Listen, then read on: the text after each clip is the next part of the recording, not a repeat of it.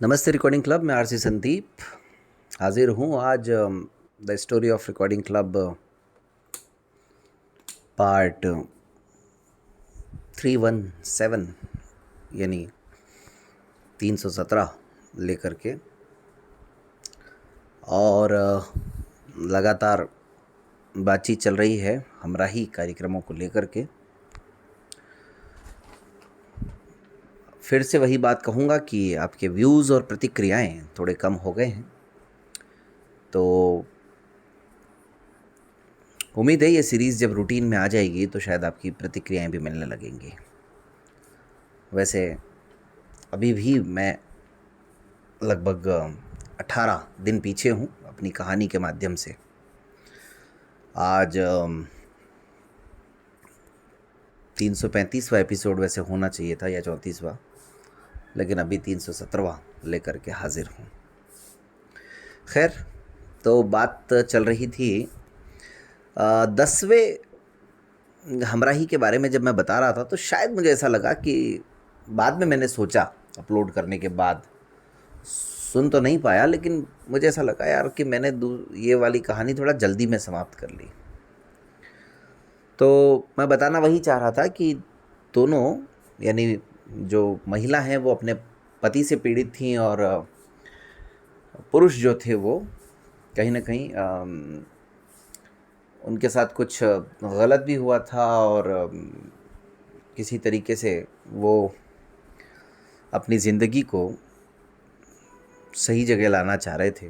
तो ऐसे में दोनों ने, राखी जी ने और शिव कुमार जी दोनों मिले और उनकी शादी हो गई और उनकी जो बेटी थी उनको पिता मिल गए।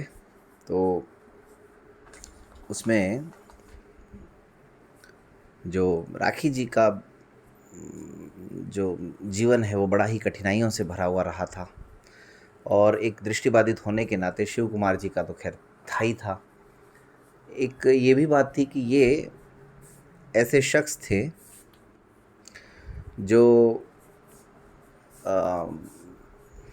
बिजनेस कर रहे थे, यानी किसी गवर्नमेंट जॉब में नहीं थे। तो ये भी एक बात है। खैर, अब आते हैं एपिसोड नंबर 11 पर। तो एपिसोड नंबर 11 और 12 में हमें फिर से मदद की आबू कन्वेंशन 2019 ने। बार बार मैं वही बताने की कोशिश कर रहा हूँ कि हमारे आसपास का माहौल या हमारे किए हुए कार्य किस तरह से हमारी मदद करते हैं। आबू कन्वेंशन के दौरान एक सज्जन उड़ीसा से उस कन्वेंशन में आए हुए थे, लेकिन वो उस कन्वेंशन का हिस्सा नहीं थे, वहाँ बस विजिट करने आए हुए थे बीके में, ब्रह्म कुमारी संस्थान में, और पेशे से वो प्रोफेसर थे। अच्छा, मज़े की बात यह है कि वहाँ पर जो दिव्यांग सेवा देख रहे हैं वो भी उड़ीसा से, और हमारे कार्यक्रम होने की वजह से उनसे मुलाकात हुई और उन्होंने इच्छा जाहिर की कि भाई एक प्रोफेसर साहब हैं, उनको हम थोड़ा सा 10 मिनट देना चाहते हैं, अगर आप लोगों की अनुमति हो तो वो कुछ बोलना चाहते हैं। फिर बाद में उन्होंने अपने ऑफिस में मिलवाया भी सही मुझे। तो प्रोफेसर साहब का नाम था प्रोफेसर कामाख्या प्रसाद और कोरापुट उड़ीसा से वो थे। और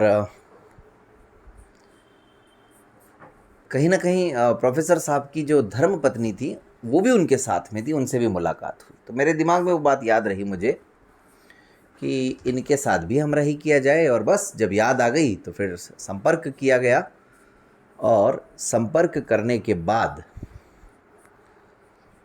उनके साथ प्रोग्राम रिकॉर्ड हुआ। लेकिन अब तक के इतने कार्यक्रमों में दोस्तों ये पहला ऐसा कार्यक्रम था जब मुझे अपने आप में खुद लगा कि यार पता नहीं ये प्रोग्राम सफल होगा या नहीं होगा आगे चल करके, क्योंकि इसमें जो उनकी वाइफ थी उनकी आवाज़ ना के बराबर थी इस कार्यक्रम में।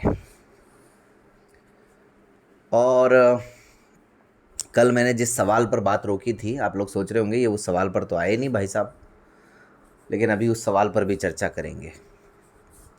और कल के प्रोग्राम के बाद सुषमा जी ने भी एक मैसेज किया, वो बहुत ही सही, कि लोग अपनी अपनी संस्कृति, सभ्यता, अपने रहन सहन, अपने इलाकों के बारे में बताएं, तो इससे एक दूसरे को जानने का अवसर मिलता है। ये बहुत अच्छी बात है। मैं भी कोशिश करूँगा कि कुछ ऐसा कर सकूँ,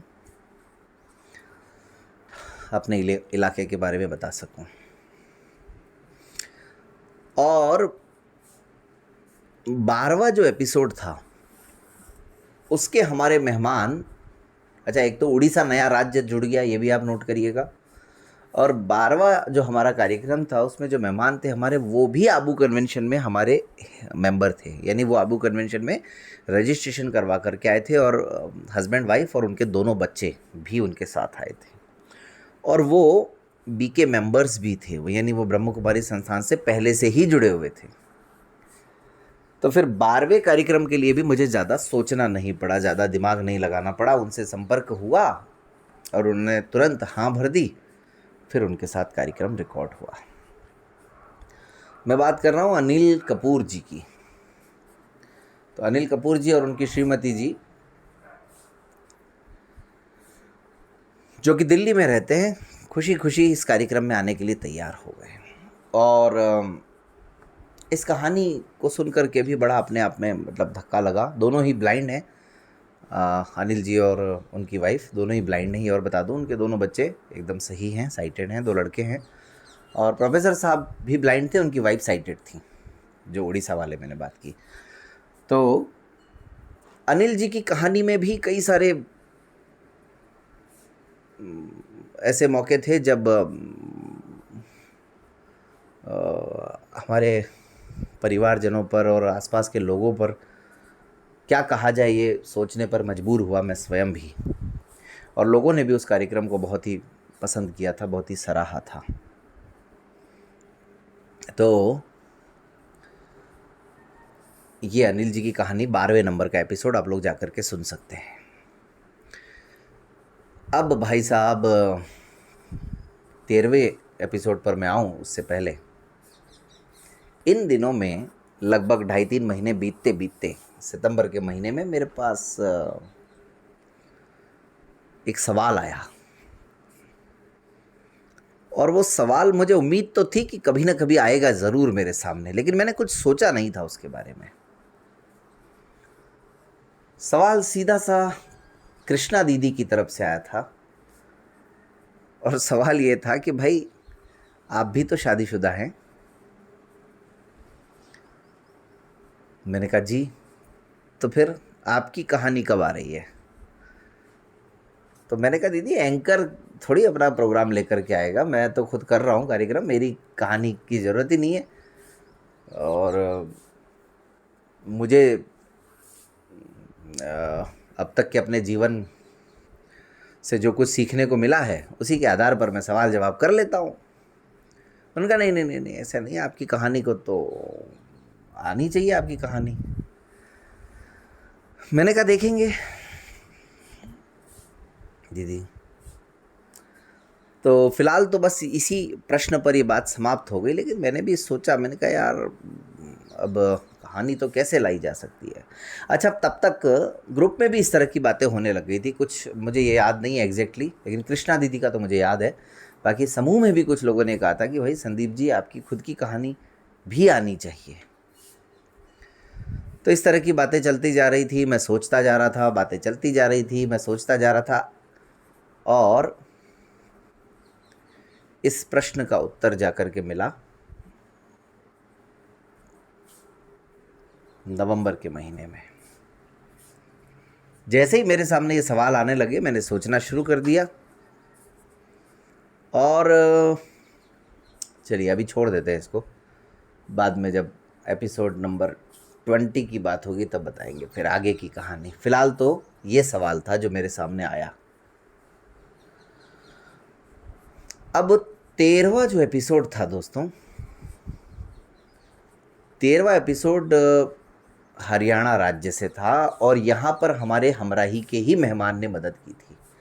चौथे एपिसोड में जो अमृतपाल सर आए थे, उन्हीं के मित्र प्रोफेसर रमेश सर, उन्होंने उनका कांटेक्ट दिया अमृतपाल सर ने, और रमेश सर से बातचीत हुई। और शायद रमेश सर तब तक ग्रुप में भी जुड़ गए थे या उसके बाद जुड़े थे, मुझे ठीक से याद नहीं। तो 13वां एपिसोड रमेश सर के साथ हुआ, और उनकी श्रीमती जी साइटेड, रमेश सर ब्लाइंड। ये भी अपने आप में बड़ा अनोखा कार्यक्रम था, अच्छा कार्यक्रम था, लोगों को काफ़ी पसंद आया, इस लिहाज से कह रहा हूँ मैं। और सोचिए दोस्तों, ऐसे ही किसी के साथ आप एक सेशन कर रहे हैं किसी टॉपिक पर, और उस सेशन के पूरा हो जाने के बाद, ख़त्म हो जाने के बाद, सामान्य बातचीत या सवाल जवाब के दौरान एक लाइन आपको सुनने को मिले, और उसी एक लाइन से 14वें एपिसोड की भूमिका तैयार हो जाए और कहानी भी बड़ी शानदार और बड़ी अनोखी मिल जाए, तो क्या कहिएगा? कौन सा वो सेशन था, क्या वेबिनार था वो, और 14वें एपिसोड की बात मैं क्यों कर रहा हूँ, आप लोग तब तक जाकर के सुन सकते हैं। और मुझसे अगर सुनना है तो इंतज़ार कीजिए थोड़ा सा। आज बहुत दिनों के बाद रेडियो मधुबन मन की आंखों से कार्यक्रम के 2 एपिसोड रिकॉर्ड किए हैं, वो भी लेकर के आऊँगा आपके सामने बहुत जल्द रिकॉर्डिंग क्लब यूट्यूब चैनल पर, और कुछ और प्रोग्राम भी रिकॉर्ड करने का प्रयास चल रहा है। इसके अलावा दोस्तों, एक कहानी साझा करना चाहता हूँ। मैंने परसों ही पढ़ा उसके बारे में। एक व्यक्ति बिल्कुल गरीब ख़ानदान से, प्रधानमंत्री आवास योजना में जिनको घर मिला हुआ है, जिनके फैमिली मेम्बर्स कृषक जाति से यानी किसान जाति से खेती करने वाले लोग, और वो भाई साहब पढ़ने लिखने में थोड़े ठीक ठाक, आखिरकार यूपीएससी की तैयारी करने के लिए पहुंच जाते हैं दिल्ली में। आईएएस तो बनते नहीं हैं, लेकिन एक लड़की से, उन्हीं के राज्य की एक लड़की से मोहब्बत हो जाती है, और लड़की बाद में, जो कि 2 बार पहले असफल हो गई थी, बाद में कलेक्टर बन जाती है, और कलेक्टर बनने के बाद उनको छोड़ देती है। इस घटना के बाद आमतौर पर कोई भी इंसान टूट सकता है, बिखर सकता है, लेकिन ये भाई साहब टूटे नहीं, बिखरे भी नहीं, बल्कि निखर गए। इन्होंने अपनी खुद की ज़िंदगी की कहानी पर एक किताब लिख डाली, यूपीएससी वाला लव, कलेक्टर साहिबा। कैलाश मांझू इसके राइटर हैं, और संभवतः माना यह जाता है कि इन्हीं की ये कहानी है। तो अभी अभी लेखक बने हैं नए नए। जिस तरह से 12th फेल उपन्यास रिकॉर्डिंग क्लब ऐप पर अपलोड है, इसी तरीके से ये यूपीएससी वाला लव भी रिकॉर्डिंग क्लब पर आने वाला है बहुत जल्द, शायद हो सकता है इसी महीने में। तो आप लोग अगर कहीं और से पढ़ सकें तो पढ़िए, यूट्यूब पर सर्च कीजिए इनके बारे में। और फिर उपन्यास का भाग 2 भी आने वाला है। अभी तो भाग 1 हम रिकॉर्ड कर रहे हैं, लेकिन उपन्यास का पार्ट 2 भी बहुत जल्द वो मार्केट में ले आएंगे, और जैसे ही लाएंगे हम उसको रिकॉर्ड करके भी। और कई सारे डायरेक्टर इनके साथ संपर्क कर चुके हैं फिल्म बनाने के लिए, वेब सीरीज़ के लिए। और भाई साहब, जितना रुपया ये आईएएस बनकर शायद 10 साल में भी न कमा पाते, उतना ये चंद महीनों में कमा चुके हैं। लगभग 2.5-3 करोड़ रुपए ये इस किताब को बेच करके पिछले 4-5 महीनों में छाप चुके हैं, और 1.5 लाख से भी ज़्यादा प्रतियां इस किताब की बिक चुकी हैं। ऐसा कहा जा रहा है कि हिंदी भाषा में सबसे ज़्यादा बिकने वाली ये किताब बन गई है। तो देखिए, कभी कभी जब चोट लगती है दिल पर, तो फिर उसको किस तरीके से अपने लिए अपनी ताकत बनाना है, ये मुझे लगता है कैलाश मांझू की कहानी से हम सीख सकते हैं, भली भांति सीख सकते हैं। तो हम लोगों को तो आमतौर पर हमारे जीवन में संघर्ष के दौरान चोटें लगती रहती हैं, तो फिर हम लोग भी कुछ ऐसा कर सकते हैं, बस कहना ये चाह रहा था। तो यूपीएससी वाला लव, कलेक्टर साहिबा, कैलाश मांझू, पढ़िएगा ज़रूर। और अगर आप पढ़ चुके हैं पहले से ही तो फिर अपनी प्रतिक्रिया दीजिएगा। चलिए, तो आज के लिए इतना ही, मिलते हैं फिर किसी और मैसेज में। बहुत बहुत धन्यवाद।